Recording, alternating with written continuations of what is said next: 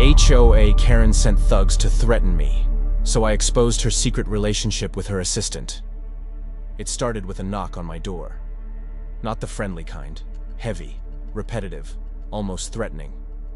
I opened it to find two big guys standing there.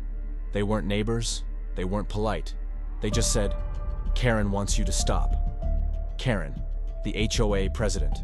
She'd been on my case for months about my lawn, my truck, even where my wife hung flower pots.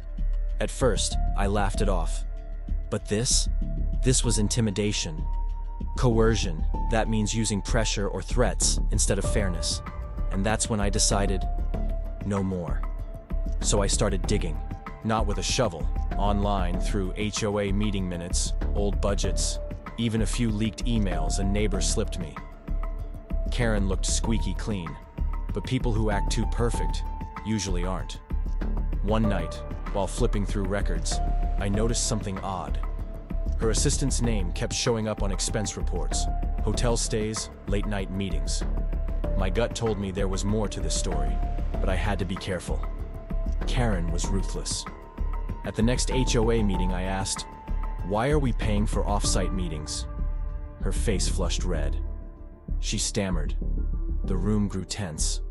Neighbors leaned forward. She tried to change the subject fast. That's when I knew I was onto something. Now here's a little quiz for you. What do you think Karen did next? A. Apologized. B. Tried to explain the expenses. C. Sent another warning to my house. The answer? C. Another note showed up on my porch. Stop digging, or else. And that was her biggest mistake. I didn't stop. I checked public records and boom. Found proof she'd been funneling HOA funds into private dinners with her assistant. They weren't just colleagues. She was in a secret relationship. And worse, she was pressuring him to sign off on shady deals. But here's where the first twist comes in. The assistant himself showed up at my house late one night. Not to threaten me, to confess. He'd had enough. He handed me emails, proof she'd coerced him for months. At the next HOA election, I shared everything. Emails, expenses, the truth. The neighborhood gasped.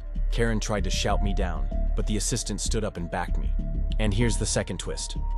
Instead of everyone turning on Karen, some neighbors turned on me.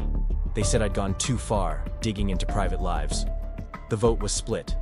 Karen lost her seat, but I didn't exactly win friends. Still, my home is peaceful now.